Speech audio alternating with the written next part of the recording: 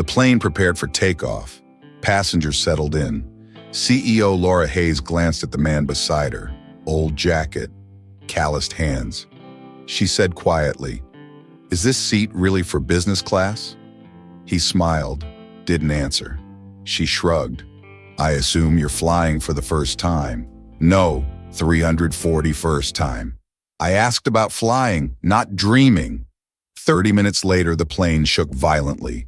Screams filled the cabin. The co-pilot shouted, "Captain unconscious! We need someone who's flown fighter jets!" Laura turned, heart pounding.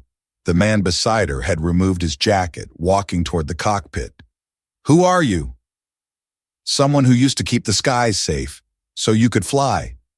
Ryan Cole, 40 years old, single dad, former F-22 fighter pilot, now worked as an aircraft maintenance engineer for commercial airlines. Laura Hayes, 32, young CEO, arrogant, ran the private airline company Hayes Jet. Ryan used to be an exceptional fighter pilot. Call sign Falcon. After an accident in 2015, he lost his wingman. Discharged, switched to technical work to raise his 8-year-old daughter, Emily.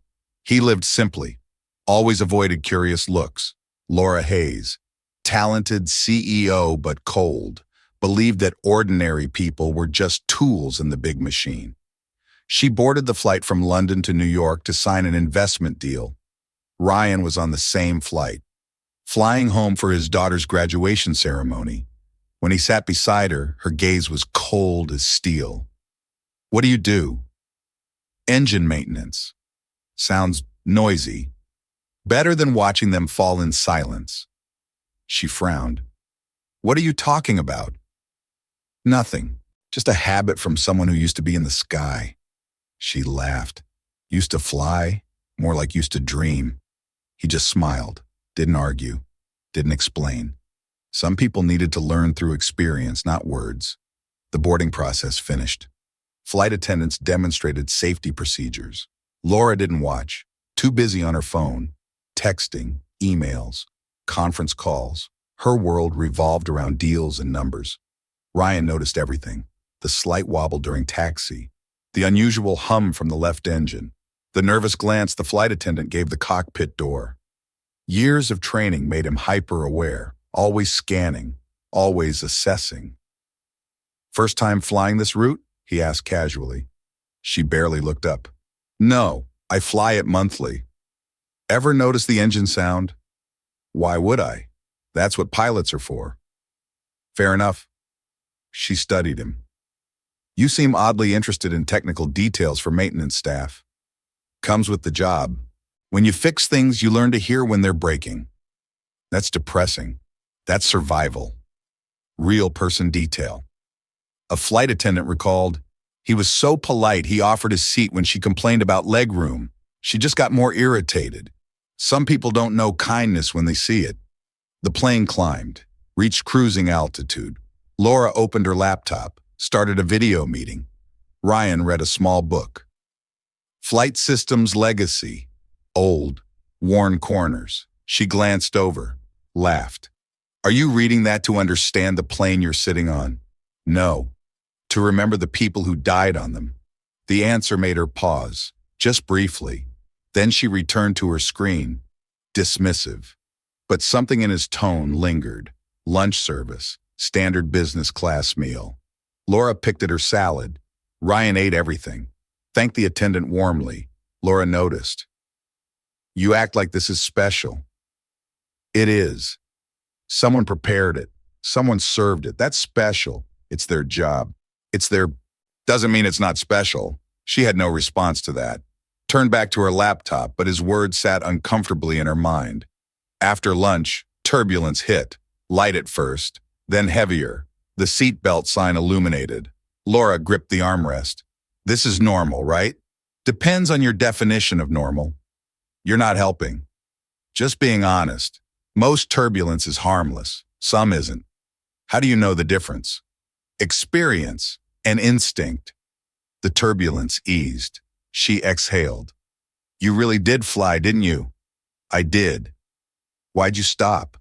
His face darkened. "Because sometimes the sky takes more than you're willing to give." She wanted to ask more, but something in his expression stopped her. Pain, deep, unspoken. She looked away, back to her screen, but couldn't focus. The plane hummed, steady, peaceful, but Ryan's posture never relaxed, always alert, like a guard dog that never sleeps. Laura found it oddly comforting and annoying. She didn't like feeling comforted by someone she'd dismissed. An hour passed. The captain's voice came on. "Ladies and gentlemen, we're experiencing some minor electrical issues. Nothing to worry about. We're running diagnostics." Laura looked at Ryan. "See, minor." He didn't answer, just stared at the ceiling, listening. His jaw tightened. "What?" she asked. "That's not minor." "How would you know?" "Because the ventilation just changed. Engine 1's output dropped and the auxiliary power kicked in." She blinked. "You can hear all that?" "Yes." "Should I be worried?" "Not yet. That's not reassuring. It's not meant to be. It's just true." 5 minutes later, the lights flickered. Once, twice, then stabilized. Laura's hands gripped the armrest again. "Still not worried?" Ryan's face was stone. "Now I'm worried." And that's when everything changed. The plane took off smoothly. Laura opened her laptop, started a video conference. Ryan sat quietly, reading his small book. Flight Systems Legacy. Old, dog-eared. She glanced over and laughed. "Are you reading that to understand the plane you're on?" "No, to remember the people who died on them." The answer made her freeze, just for a moment. Then she shook it off, went back to her screen, but the words stayed with her, uncomfortable, heavy. After the meal, the plane shook, hard. Lights flickered, went dark, then came back on. The captain's voice, tight, controlled. "We're experiencing some electrical difficulties. Please remain seated." Laura still typed on her laptop, acting unbothered, but her hands shook slightly. Ryan noticed. "You scared?" he asked quietly. "Should I be?" "Not yet, but maybe soon." "That's not comforting." "I don't comfort. I tell the truth." She wanted to snap back, but something in his tone stopped her. He wasn't being cruel, just honest. Preparing her, another jolt. Harder. Her laptop slid. Ryan caught it before it fell, handed it back. "Might want to close that." "I have work." "Won't matter if we're falling." Her face went pale. "You think we're falling?" "Not yet, but the left engine's overheating. Hydraulics are sluggish, and the captain just switched to manual backup." "How do you know all that?" "Because I've flown planes like this. Different models. Same problems." She stared at him, really looked. For the first time. Saw something she'd missed. Competence, experience, authority. "Who are you?" she whispered. "Just a maintenance guy, remember?" Then it happened. A loud bang. The plane lurched violently left. Screams erupted. Oxygen masks dropped. Panic spread like wildfire. A flight attendant stumbled down the aisle, face white. "The captain's unconscious. Co-pilot's trying to stabilize, but we've lost primary controls." Passengers screamed, cried, prayed. Laura felt terror grip her chest. Couldn't breathe, couldn't think. Ryan stood, calm, like he'd done this 1,000 times. Pulled a badge from his pocket, held it up. "I'm Ryan Cole, former U.S. Air Force fighter pilot. I can help." The flight attendant's eyes went wide. "You're a pilot?" "Was. F-22, 6 years, 340 combat hours." "Can you fly this?" "I can try." He walked down the aisle, every eye on him. Laura watched, frozen, the man she'd mocked, the man she'd dismissed, walking toward the cockpit like he was walking into battle. He paused at the cockpit door, looked back at her. Their eyes met. And in that moment, she saw everything. Courage, skill, sacrifice. Everything she'd been too blind to see before. "Trust me," he said. Not to her, to everyone. Then disappeared into the cockpit. Real person detail. A passenger later said, "He walked like nothing could shake him." When the cockpit door closed, we all held our breath. That's when I started praying to a God I wasn't sure I believed in. Inside the cockpit, chaos. The captain slumped over, co-pilot sweating, shaking, panel lights flashing red, alarms screaming. Ryan assessed instantly. Talk to me, what's working? Barely anything. Left engine's overheating. Hydraulics are at 20%. We're losing altitude fast. How fast? 3,000 feet per minute. Any airports nearby? Zurich, 30 miles. But we can't maintain altitude that long. Ryan slid into the captain's seat. Hands moved across the controls. Muscle memory taking over. I'll get us there. You sure? No, but I'm the only chance we've got. He activated the radio. This is Ryan Cole, former Air Force pilot, taking control of flight HA-227, Zurich Tower. I need emergency clearance and a straight approach. Static, then a voice. Copy that, Cole. You're cleared. Emergency crews standing by. Ryan's hands moved precisely. Throttle, yoke, trim. Years of training flooding back. He shut out the fear, the memories, the loss. Focused only on the task. Save them. Get them down. That's all that matters. The plane shook, groaned, but slowly, gradually responded. He coaxed it like a wounded animal, gentle but firm. Come on, he whispered. Stay with me. In the cabin, Laura pressed her face to the window, saw mountains below, too close, way too close. Tears streamed. She thought about her company, her success, her pride, and how none of it mattered now. Only one thing mattered, the man in the cockpit, the man she'd treated like he was beneath her. The intercom crackled, Ryan's voice, steady, calm. This is Ryan Cole. I know you're scared. I need you to trust me. We're going to make it. But I need everyone to stay calm. Follow crew instructions. We'll be on the ground in 10 minutes. 10 minutes felt like 10 hours. Every second stretched, every breath labored. But slowly the plane stabilized. Descent became controlled. Ryan's voice came on again. Brace for landing. It'll be rough, but we'll make it. Laura gripped the seat, whispered prayers she hadn't said since childhood, and thought about all the people she'd dismissed, all the times she'd judged without knowing. The runway appeared. Ryan lined up. No room for error. One shot. He pulled back on the yoke, adjusted thrust, felt the plane respond. Touchdown, hard, jarring, but safe. The plane screeched, skidded, stopped, silence complete. Then, eruption, screams of joy, sobs of relief, applause. The cockpit door opened. Ryan stepped out, exhausted, shaking slightly now that the adrenaline faded. Passengers swarmed him, hugged him, thanked him, cried on his shoulder. Laura pushed through, face streaked with tears. You really were a pilot. I told you, 341st time. I'm so sorry, He cut her off. Don't apologize, just remember, nobody's just anything. Everyone's someone. Real person detail. The head flight attendant said, when we stopped, the CEO ran and hugged him. The entire technical crew bowed, like they were bowing to someone who'd held the sky together. From today, I choose to look at people longer than one beat. I will live kindly. Inside the cockpit, Ryan assessed the situation immediately.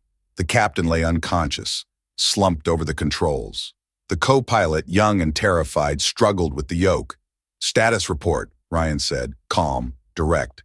Left engine's overheating. Primary hydraulics are failing. I can't control altitude. We're dropping fast. Ryan checked the instruments. Red lights everywhere. Alarms blaring. They were in serious trouble. He'd been in worse, but not much worse. Let me take control. Who are you?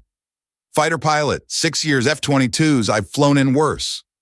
The co-pilot hesitated, then saw the look in Ryan's eyes, competence, authority, experience. He relinquished control. Ryan's hands moved across the panel, years of training flooding back. The instrument layout was different from fighters, but the principles stayed the same. Lift, thrust, drag, gravity. Talk to me about the left engine, he said. Temperature's critical. If it fails completely, we lose half our thrust. Can we shut it down safely? That'll leave us with one engine. Better than an explosion. You sure? No, but it's our best option. Ryan initiated emergency engine shutdown. The plane shuddered, tilted right. Passengers screamed.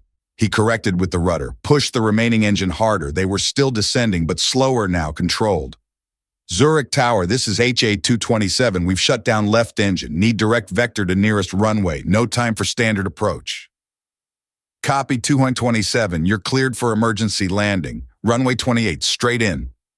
Ryan nodded, looked at the co-pilot. I need you to monitor speed and altitude. Call out every 1,000 feet. Copy. And breathe. Panic doesn't help anyone. The young man nodded, took a breath. 12,000 feet. Good, keep it coming. In the cabin, Laura couldn't take her eyes off the cockpit door. She'd heard everything through the intercom, heard Ryan's voice, calm, in control, like this was just another day. How could someone be that calm facing death? Then she remembered. He'd said it earlier. Fear doesn't save anyone. Only action does. A flight attendant knelt beside her. Are you okay? I don't know. Is he really going to save us? If anyone can, he will. How do you know? Because he already has. We should have been in free fall by now, but we're not. He's holding us steady. Laura looked out the window. They were still descending, but controlled, measured. She could see the ground approaching. Mountains, then fields, then buildings. 11,000 feet, the co-pilot called. Ryan adjusted trim, reduced speed slightly. They were too fast, but if he slowed too much, they'd stall. Tight margins, no room for error. Deploy landing gear. We're still at 9,000 feet. I know, deploy now. I need the drag. Clunk, the gear extended. The plane shuddered, slowed.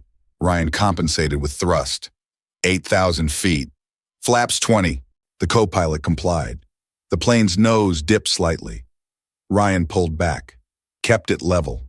His mind flashed back to the accident, to his wingman's voice on the radio, screaming, then silence, to the report that blamed him, to the discharge, to the nights he couldn't sleep.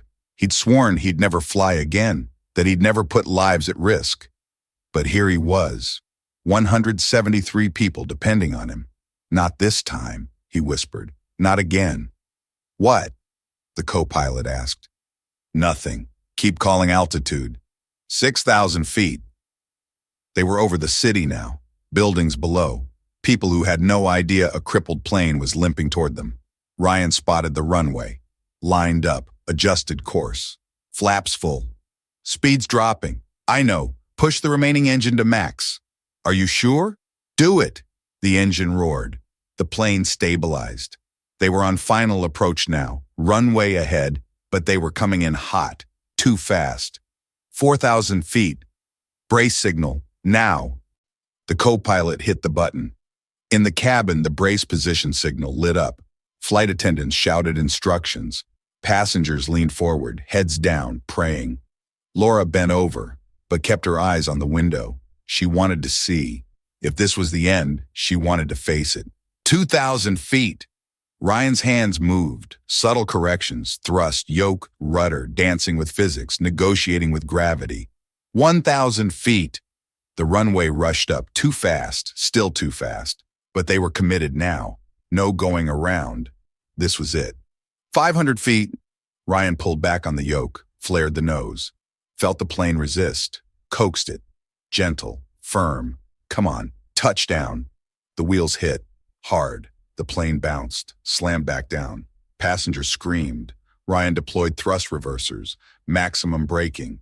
The plane screeched, skidded, shook like it would tear apart. Laura felt every vibration, every shudder. Time slowed. She could hear her heartbeat, see every scratch on the window, feel every bump. Then stillness. They'd stopped. The plane sat at the end of the runway, smoking, damaged but intact. For 3 seconds, nobody moved. Silence hung heavy. Then chaos, screams, but different this time. Joy, relief, tears. People hugged strangers, cried, laughed, called loved ones. Emergency crews swarmed, fire trucks, ambulances. Medical personnel rushed aboard, checked the captain, stabilized him.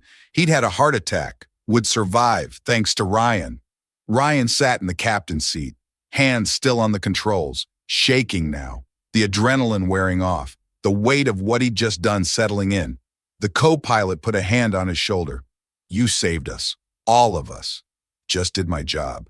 That wasn't your job. You're not even a pilot anymore. Once a pilot, always a pilot. He stood, legs unsteady, walked to the cabin door, stepped out, into a wall of people.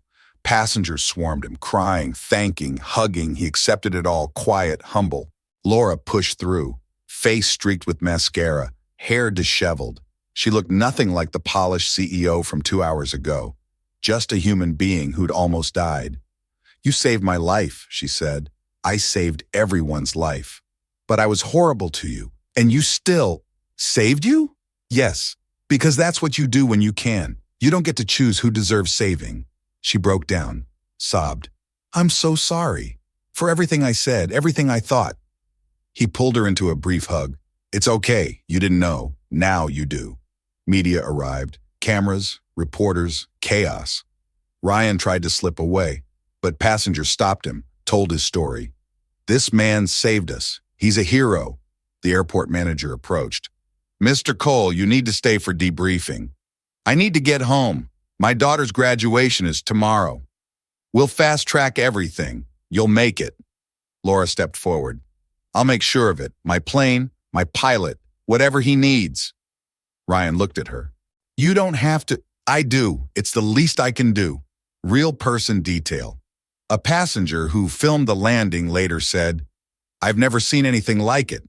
The plane should have crashed, but he brought it down like it was just another landing, then stepped out like it was nothing. That's when I knew. Heroes don't wear capes. They wear old jackets and calloused hands. From today, I choose to look at people longer than one beat. I will live kindly." 1 week later, single dad fighter pilot saves 173 lives dominated every headline. News channels, social media, viral videos, Ryan's face everywhere. He hated it, stayed home, avoided cameras, just wanted to be with Emily, to hold her, to remember why he'd fought so hard to land that plane. Laura held a press conference, stood at a podium, hundreds of reporters. She wore a simple black dress. No designer labels, no jewelry, just herself. "I want to talk about heroism," she began. "A week ago, I boarded a plane believing I knew who mattered. I saw a man in an old jacket and judged him, dismissed him, mocked him." She paused, voice breaking. "That man saved my life, and I almost missed it because I was too arrogant to see past appearances." She announced the Falcon Trust Fund to support veterans, single parents, people rebuilding their lives after service. First donation, $5 million from her personal wealth. "This isn't charity," she said. "This is debt payment for the lesson I should have learned years ago, that titles don't define value, actions do." The clip went viral, millions of views. Comments flooded in. "This is real leadership. She learned, that's what matters." Respect. At home, Emily watched the news with Ryan. "Dad, are you famous?" "For now, but fame fades. What matters is we're together. The lady on TV said you're a hero." "I'm just your dad. That's enough." She hugged him. "You're my hero every day, not just today." He held her, felt tears sting. This was why he'd come back from that dark place after the accident. For moments like this. His phone buzzed. A handwritten letter, delivered by courier, from Laura. "Dear Ryan, thank you is insufficient. You taught me in 2 hours what 10 years of business school couldn't. That character isn't built in boardrooms. It's built in moments when nobody's watching. I still owe you an apology, made through actions, not words. If there's anything I can ever do, you only need to ask. With deepest gratitude and respect, Laura." He smiled, set the letter aside, didn't need anything from her. The lesson had already been taught. Whether she carried it forward was up to her. 2 weeks later, Ryan received an invitation, Emily's school graduation, but also something else.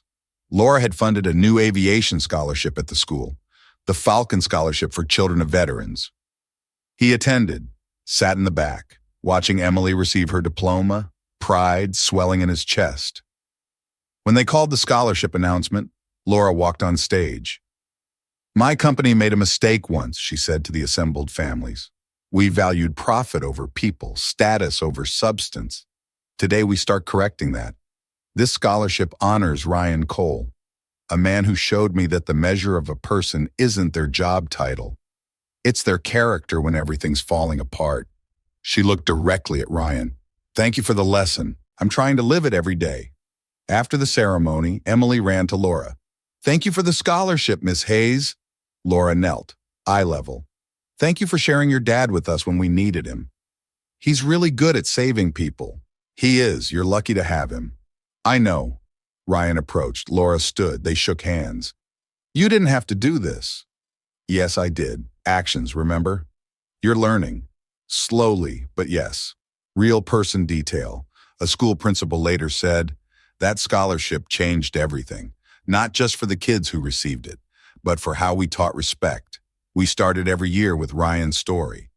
Not as inspiration porn, but as a reminder to see people, really see them.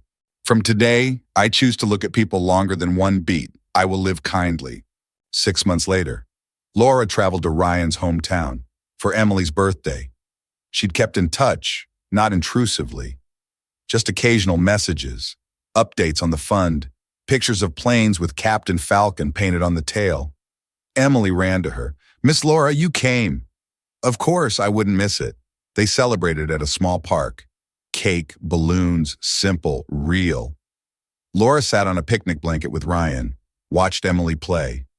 She's wonderful, Laura said. She is, my whole world. I can see that. How's the business world treating you? Different now. I fly coach sometimes, talk to passengers, listen to crew. My board thought I'd lost my mind. Did you? No, I found it. They sat in comfortable silence, watching clouds drift. A plane flew overhead. They both looked up. Instinct. Do you miss it? Laura asked. Flying? Every day. Why don't you go back? Because I found something more important. Being present for her. That's the real mission now. Laura nodded. I used to think success meant corner offices and stock prices. Now I think it means being able to sit here, on this blanket, with people who matter. You've changed. You changed me. No, I just showed you something you'd forgotten. What? That people matter more than positions, she smiled. Wise words. Not mine, my daughter's. She said it after her mom died. Dad, important isn't about what you do. It's about who you love. Laura felt tears. She's right. Later, as the sun set, Hayes' jet plane flew overhead. Emily pointed. Look, Dad, it has your name. Ryan looked up, saw it, white letters on the blue tail. Dedicated to Captain Ryan Falcon Cole. Laura said softly. First time my company flies with heart. He smiled. Now you know. I've flown 341 times. She laughed, tears falling. I'm sorry I doubted you. I'm not, because now you believe. They stood together, looking at the sky, two people from different worlds, connected by a moment of crisis, and the lesson that followed. Emily ran over, hugged both of them. Group hug! They laughed, held each other. And in that moment, everything felt right. Real person detail. A passenger from that flight later wrote, after the incident, I saw Laura Hayes give up business class. She sat in regular coach. Every flight. She said that's where real people sit, where she needed to be. Some lessons change you forever. That flight changed her. 1 year later, the Falcon Trust Fund helped 200 families. Emily started middle school, thriving. Ryan still worked maintenance, but now also taught aviation basics to kids. Laura visited often, not as CEO, as friend. She'd learned something precious. That wealth meant nothing without connection. That power meant nothing without humility. They stood at an airfield, watching young pilots train. Laura asked, any regrets? About what? Not going back to flying. None. This is better. Teaching the next generation. Being here for Emily. That's the real flight. I'm glad you see it that way. How do you see it? I see a man who saved more than a plane. He saved a person. Me. You saved yourself. I just showed you the door. Then thank you for that. A trainer plane took off, climbed into blue sky. They watched together. Two people who'd learned the hardest way. That judgment blinds, but crisis reveals. And sometimes the person you dismiss is the one who saves your life. Not just physically, but in every way that matters. If you believe respect and humility can change everything, share this story. Subscribe for more stories that remind us nobody is just anything.